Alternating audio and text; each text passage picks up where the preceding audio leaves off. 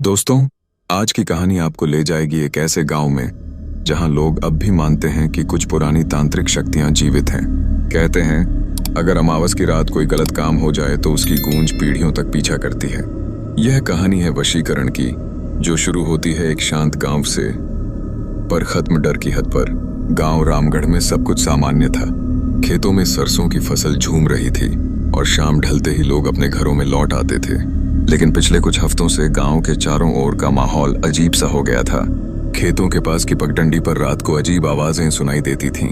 रवि, जो शहर से अभी अभी पढ़ाई पूरी करके लौटा था, इन बातों पर यकीन नहीं करता था। वह मानता था कि ये सब गांव वालों की बेवजह की बातें हैं। एक शाम जब सूरज डूब रहा था और आसमान में हल्का लाल रंग फैल गया था, रवि अपने दोस्त दीपक और अनिल के साथ खेतों की ओर निकल गया। दीपक ने कहा, सुना है आज अमावस की रात है। लोग कहते हैं तालाब के पास मत जाना, वहां किसी ने वशीकरण किया था। रवि हंसते हुए बोला, ये सब पुरानी बातें हैं, डरने की जरूरत नहीं। वे तीनों तालाब की ओर बढ़ गए। आसमान में चांद नहीं था, बस हल्की सी बत्ती की रोशनी और झींगुरों की आवाज। तालाब के पास जाते ही एक अजीब सन्नाटा छा गया। पानी बिल्कुल स्थिर था, जैसे किसी ने उसे रोक रखा हो। अनिल ने अचानक धीमे स्वर में कहा, देखो वहां पानी के किनारे कोई बैठा है। रवि ने ध्यान से देखा। एक बूढ़ी औरत थी, सफेद कपड़े पहने, बाल बिखरे हुए। वह मिट्टी में कोई तस्वीर बना रही थी। पास में लाल रंग का घड़ा रखा था। दीपक के पैर ठंडे पड़ गए। उसने धीरे से कहा, शायद ये वही है जिसे लोग तांत्रिक औरत कहते हैं। गांव में सुना था कि कोई अमावस की रात वशीकरण करता है। रवि फिर भी रुका रहा। उसने सोचा, अगर ये सच में कोई तांत्रिक है तो क्यों न देखूं कि ये करती क्या है। उसने धीरे धीरे कदम आगे बढ़ाए। अचानक औरत ने सिर उठाया। उसकी आंखें अजीब पीली चमक में डूबी थीं। उसने हाथ से जैसे कोई इशारा किया। अचानक हवा में अजीब सी गंध फैल गई, जैसे जलती हुई हड्डियों की। तालाब का पानी हल्का हल्का हिलने लगा। अनिल और दीपक घबरा गए। उन्होंने रवि का हाथ पकड़कर कहा, चलो यहाँ से। पर तभी औरत ने आवाज निकाली, इतनी भारी और करकरी कि लगा मानो कोई और उसके भीतर से बोल रहा हो। वह बोली, जो यहाँ आया है अब लौट नहीं सकता। तीनों डर के मारे पीछे हटे। वे भागने ही वाले थे कि औरत ने घड़े से कोई लाल तरल उठाकर तालाब में डाल दिया। पानी अचानक काला हो गया और उसमें छोटे छोटे बुलबुले उठने लगे। दीपक ने कांपते हुए कहा, रवि पागल हो क्या, चल भाग। उन्होंने पीछे मुड़कर दौड़ लगाई, लेकिन पीछे से फुसफुसाहट की आवाज उनका पीछा करती रही। रास्ते में रवि ने महसूस किया कि उसके कंधे पर किसी ने हल्के से हाथ रखा। उसने पीछे मुड़कर देखा, वहां कोई नहीं था, लेकिन हवा और भारी हो गई। जब वे गांव के किनारे पहुंचे तो देखा कि कुत्ते बिना वजह भौंक रहे थे। घरों की खिड़कियां बंद थीं। लगता था जैसे गांव पहले ही उस रात से डर गया हो। तीनों ने तय किया कि सुबह तक ये बात किसी से नहीं कहेंगे, लेकिन उनके दिल में तालाब के पास देखी गई वो औरत और उसका अजीब काम गहरे बैठ चुका था। उन्हें नहीं पता था कि असली डर अब शुरू होगा। उस रात के बाद रवि का मन अजीब तरह से बेचैन रहने लगा। गांव की पगडंडी से होकर जाते समय भी उसे लगता जैसे कोई उसके पीछे पीछे चल रहा हो। कभी किसी की परछाई सी दिखती तो कभी कानों में हल्की फुसफुसाहट सुनाई देती। उसने कई बार सोचा कि शायद ये सब उसका वहम हो, मगर हर बार आवाज और ज्यादा साफ सुनाई देती। रवि अब अक्सर तालाब के पास वाली जगह पर खड़ा पाया जाता। दिन के उजाले में भी वह वहीं जाता और गहरी सोच में डूबा पानी की सतह को देखता रहता। दोस्तों ने उसे टोकने की कोशिश की, लेकिन रवि के चेहरे पर एक अजीब सा सुकून था, जैसे कोई उसे अपनी तरफ खींच रहा हो। महेश और कैलाश ने गौर किया कि रवि अब पहले जैसा खुलकर हंसता नहीं। उसकी बातों में अजीब सा ठहराव था और कभी कभी वो ऐसी बातें कह देता जो उनके समझ से बाहर थीं। एक दिन उसने कहा कि उस रात के बाद उसे सपनों में कोई दिखाई देता है, जो काले कपड़ों में होता है और आंखों में हल्की पीली चमक लिए उसे कुछ समझाने की कोशिश करता है। महेश ने डरते हुए पूछा कि वो सपने में क्या कहता है। रवि ने धीमे स्वर में कहा कि वह उसे बताता है कि इंसानों की जिंदगी को अपने काबू में कैसे लिया जा सकता है। उसके शब्दों में कुछ ऐसा था जो रवि को डराने के बजाय आकर्षित करता था। धीरे धीरे रवि ने अपनी आदतें बदलनी शुरू कर दी। पहले वह सुबह जल्दी उठकर खेतों में काम करता था, लेकिन अब अक्सर देर तक सोता और रात में जागता रहता। उसे घर के कोने में बैठकर कागज पर अजीब आकृतियां बनाने की आदत पड़ गई। कभी कभी वह जमीन पर लाल चौक से गोल घेर बनाता और उसमें कुछ अनजानी रेखाएं खींचता। कैलाश ने एक शाम उसे देखा जब रवि घर के पिछवाड़े में बैठकर बड़बड़ा रहा था। उसकी आंखें अजीब चमक रही थीं और होंठ लगातार कुछ शब्द दोहरा रहे थे। कैलाश ने पास जाने की कोशिश की, लेकिन जैसे ही उसने कदम बढ़ाया, उसे लगा किसी ने उसके पैरों को पकड़ लिया हो। वह घबराकर पीछे हट गया। गांव में अजीब बातें फैलने लगीं। लोग कहने लगे कि रवि पर किसी ने वशीकरण कर दिया है। कुछ बुजुर्गों का कहना था कि तालाब के पास का पुराना पेड़ हमेशा से अशुभ रहा है। पुराने जमाने में वहां एक तांत्रिक तपस्या करता था और उसने उस जगह को अपने मंत्रों से बांध दिया था। महेश और कैलाश ने तय किया कि वे रवि से इस बारे में खुलकर बात करेंगे। अगली रात वे उसके घर पहुंचे। रवि अंगीठी के पास बैठा था। उसकी आंखें धुंधली रोशनी में और भी अजीब लग रही थीं। उसने दोनों को देखते ही हल्की मुस्कान दी और कहा कि वे बेवजह परेशान हो रहे हैं, लेकिन उसके शब्दों में एक ठंडी सी तान थी, जैसे किसी और का असर हो उस पर। दोनों दोस्तों को समझ नहीं आ रहा था कि क्या करें। रवि का बदलता व्यवहार उन्हें अंदर तक डरा रहा था। वे जानते थे कि अगर उन्होंने जल्दी कुछ न किया तो यह वशीकरण उसे पूरी तरह अपने काबू में कर लेगा। रवि के अजीब व्यवहार ने अब महेश और कैलाश की नींदें छीन ली थीं।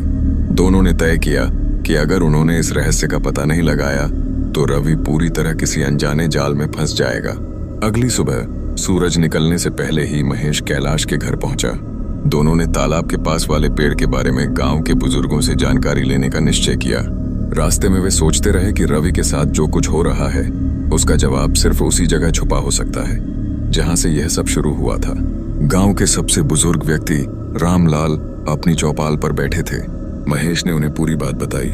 रामलाल का चेहरा सुनते सुनते गंभीर होता चला गया। उन्होंने कहा कि उस तालाब के किनारे का पेड़ कभी साधारण नहीं रहा। बहुत साल पहले वहां एक तांत्रिक तपस्या करता था। कहते हैं कि उसने कुछ ऐसे मंत्र लिखे थे जो इंसानों के मन पर असर डाल सकते थे। रामलाल ने चेतावनी दी कि उस जगह का अंधेरा कोई साधारण छाया नहीं है। अगर रवि वहां बार बार जा रहा है तो वह निश्चय ही उस तांत्रिक की पुरानी शक्तियों में फंस चुका है। महेश और कैलाश ने आपस में नजरें मिलाईं। वे जानते थे कि उन्हें जल्दी कुछ करना होगा, तो उन्होंने तय किया कि वे आज रात तालाब पर जाकर देखेंगे कि आखिर रवि वहां क्या करता है। शाम होते होते आसमान में काले बादल घिर आए। हवा में ठंडक के साथ एक अजीब सी नमी थी। दोनों दोस्तों ने सावधानी से कदम बढ़ाए और तालाब की ओर जाने लगे। गांव का रास्ता अब वीरान हो चुका था। दूर कहीं से कुत्तों के भौंकने की आवाज आ रही थी। तालाब के पास पहुंचकर उन्होंने देखा कि रवि पहले से वहां मौजूद था। उसके हाथ में मिट्टी का एक छोटा कटोरा था जिसमें कोई लाल तरल पदार्थ भरा था। वह धीरे धीरे जमीन पर आकृतियां बना रहा था और कुछ शब्द बुदबुदा रहा था। महेश का दिल जोर से धड़कने लगा। कैलाश ने फुसफुसाकर कहा कि वे पास जाकर देखें। दोनों धीरे धीरे आगे बढ़े। जैसे ही उन्होंने पास पहुंचने की कोशिश की, अचानक हवा का एक तेज झोंका आया और तालाब का पानी हल्का सा उफनने लगा। पेड़ की डालियां अजीब तरह से हिलने लगीं, जैसे किसी ने उन्हें पकड़कर झकझोरा हो। रवि की आवाज अब साफ सुनाई दे रही थी। वह बोल रहा था कि कैसे यह शक्ति उसे सब पर हुकूमत करने का रास्ता दिखा रही है। उसकी आंखों में वही पीली चमक थी जो उसने सपनों में देखी थी। महेश ने साहस जुटाकर उसे आवाज दी। रवि ने धीरे से सिर उठाया। उसके चेहरे पर हल्की मुस्कान थी, लेकिन आंखों में ठंडापन। उसने कहा कि वे लोग समझ नहीं सकते कि उसे जो मिला है वह कितनी ताकतवर चीज है। कैलाश ने डरते हुए कहा कि यह ताकत नहीं बल्कि कोई बुरी छाया है। रवि ने उसकी बात पर हल्का सा हंस दिया और कहा कि उसे कोई रोक नहीं सकता। उसी वक्त महेश ने पेड़ की जड़ों के पास कुछ अजीब देखा। वहां मिट्टी में पुराने तांत्रिक चिन्ह खुदे हुए थे। बीच में एक पत्थर रखा था जिस पर लाल रंग के निशान बने हुए थे। ऐसा लग रहा था जैसे किसी ने वहां किसी तरह का अनुष्ठान किया हो। महेश ने धीरे से कैलाश के कान में कहा कि शायद यही उस वशीकरण का स्रोत है। अगर यह चिन्ह मिटा दिए जाएं, तो शायद रवि पर से असर खत्म हो सके। लेकिन जैसे ही उसने हाथ बढ़ाने की सोची, रवि ने अचानक जोर से चिल्लाया और कहा कि कोई उस पत्थर को हाथ न लगाए। रवि की आवाज में ऐसी शक्ति थी कि दोनों दोस्त कुछ पल के लिए वहीं जड़ हो गए। उनके चारों ओर अचानक हवा का भंवर सा बनने लगा। पेड़ की शाखाओं से एक अजीब सी फुसफुसाहट सुनाई दी, जैसे कोई अदृश्य ताकत उनका मजाक उड़ा रही हो। महेश ने हिम्मत जुटाकर पत्थर की तरफ कदम बढ़ाया। उसने पत्थर को छूने ही वाला था कि रवि ने उसका हाथ पकड़ लिया। उसकी पकड़ इतनी मजबूत थी कि महेश को लगा जैसे उसकी हड्डियां चटक जाएंगी। कैलाश ने दौड़कर रवि का हाथ छुड़ाने की कोशिश की। तभी अचानक आसमान से हल्की बारिश शुरू हो गई। तालाब का पानी और तेजी से लहराने लगा। तीनों के चारों ओर जैसे कोई अदृश्य घेरा बन गया हो। रवि की आंखों में अब गहरी पीलापन नहीं बल्कि अजीब सी लाल चमक थी। महेश और कैलाश समझ गए कि मामला अब साधारण नहीं रहा। वशीकरण के पीछे जो ताकत थी वह अब पूरी तरह सामने आने लगी थी। उन्हें पता था कि अगर उन्होंने इस रात में कुछ नहीं किया तो रवि हमेशा के लिए खो जाएगा। बारिश की बूंदें अब और तेज हो गई थीं। तालाब का पानी उफन कर किनारे तक आने लगा था। हवा में अजीब सी गंध फैल गई थी, जैसे गीली मिट्टी के साथ अगरबत्ती और किसी पुराने धुएं की मिली-जुली महक हो। महेश और कैलाश ने एक दूसरे की तरफ देखा। दोनों के चेहरे पर डर साफ था, लेकिन अब पीछे हटने का समय नहीं था। रवि अभी भी पत्थर के सामने खड़ा था। उसकी आंखों की लाल चमक और बढ़ती जा रही थी। उसके होंठ लगातार कोई मंत्र दोहरा रहे थे। आसपास का माहौल ऐसा लग रहा था मानो किसी अनदेखी ताकत ने उसे अपने घेरे में ले लिया हो। महेश ने गहरी सांस ली और पत्थर की तरफ कदम बढ़ाए। वह जानता था कि अगर इस तांत्रिक चिन्ह को मिटा दिया गया तो शायद रवि पर से असर कम हो सके, लेकिन जैसे ही उसने पत्थर को छूने की कोशिश की, हवा अचानक भारी हो गई। ऐसा लगा जैसे कोई अदृश्य दीवार उनके बीच खड़ी हो। रवि ने जोर से कहा कि कोई उस जगह को छूने की हिम्मत न करे। उसकी आवाज में एक ऐसी ठंडक थी जो दिल तक उतर जाती थी। कैलाश ने हिम्मत करके कहा कि यह सब गलत है, यह शक्ति उसे खा जाएगी, मगर रवि ने उसकी तरफ देखा तक नहीं, बस मंत्र पढ़ता रहा। तभी पेड़ की शाखाओं से एक लंबी कराहती आवाज आई। महेश और कैलाश ने ऊपर देखा तो लगा जैसे शाखाओं के बीच किसी की परछाई लटकी हो। बारिश में धुंधली आकृति धीरे धीरे साफ हुई। वह एक बूढ़ा आदमी था, गहरे काले कपड़ों में। उसका चेहरा झुर्रियों से भरा और आंखें बिल्कुल सफेद। उसके हाथ में एक पुराना डंडा था जिस पर अजीब चिन्ह उकेरे हुए थे। वह बूढ़ा सीधे रवि के पीछे खड़ा था। उसके होंठ भी मंत्र बोल रहे थे, लेकिन उसकी आवाज और गहरी थी, जैसे तालाब के पानी के भीतर से आ रही हो। महेश का दिल जोर से धड़कने लगा। उसे समझ आ गया कि यही वह तांत्रिक आत्मा है जिसकी वजह से यह सब हो रहा है।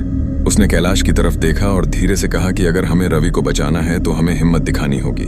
दोनों ने अचानक मिलकर रवि को पकड़ा और उसे पत्थर से दूर खींचने की कोशिश की। रवि ने जोर से विरोध किया। उसकी ताकत अजीब तरह से बढ़ी हुई थी। उसकी उंगलियां महेश के हाथ पर इतनी कस गईं कि खून निकलने लगा। कैलाश ने पास पड़ी लकड़ी उठाई और पत्थर के ऊपर बने चिन्हों को मिटाने लगा। जैसे ही उसने पहला निशान मिटाया, हवा में एक चीख गूंज उठी। पेड़ के ऊपर खड़ा वह बूढ़ा तांत्रिक अचानक और भी उग्र दिखने लगा। उसकी सफेद आंखों से हल्की धुंधली रोशनी निकलने लगी। तभी जोर का बिजली का कड़कना हुआ। रोशनी की चमक ने कुछ पल के लिए सबको अंधा सा कर दिया। जब वे फिर देख पाए तो तांत्रिक उनके सामने जमीन पर उतर चुका था। उसकी चाल धीमी थी, लेकिन उसके कदमों से तालाब की मिट्टी जैसे कांप रही थी। उसने अपनी उंगली से रवि की तरफ इशारा किया।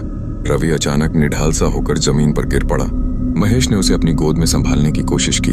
तांत्रिक की आवाज आई कि जिसने एक बार उसकी शक्ति को छू लिया वह अब उसकी मर्जी के बिना आजाद नहीं हो सकता।